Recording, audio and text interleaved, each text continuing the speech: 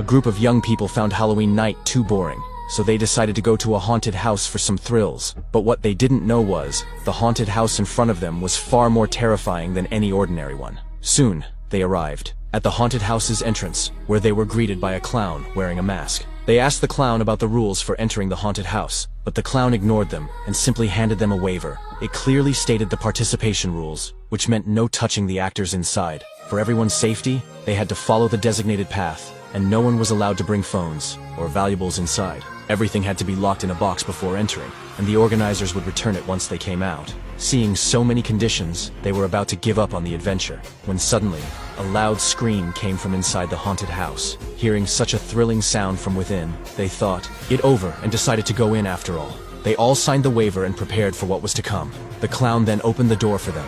A few minutes later, they entered the haunted house, but inside it looked ordinary, and they felt it probably wouldn't be scary at all.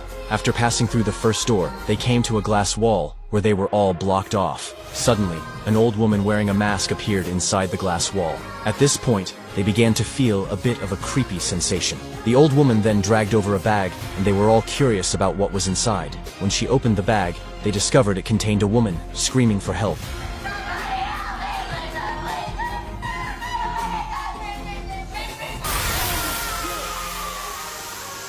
As smoke began to fill the air, the wooden door beside them suddenly opened, and the old woman behind the glass wall vanished from sight. After watching the performance, they all thought it was a very exciting show. The group continued forward through the open wooden door.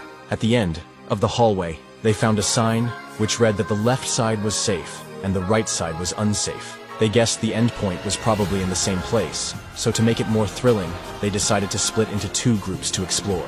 Mike and Lisa teamed up, and Mary and the fat guy teamed up. Soon, Mary's group arrived at a place full of spider webs. They thought it was all fake, but when a spider fell on them, they realized these were real spiders. Terrified, they quickly rushed through the spider webs and came to a spot with 3 coffins. The 3 strange coffins didn't seem to be anything special, but when the fat guy checked the last one, a strange sound came from inside. They realized from the sound that there was a hidden compartment, so the fat guy, eager to investigate, was the first to climb inside.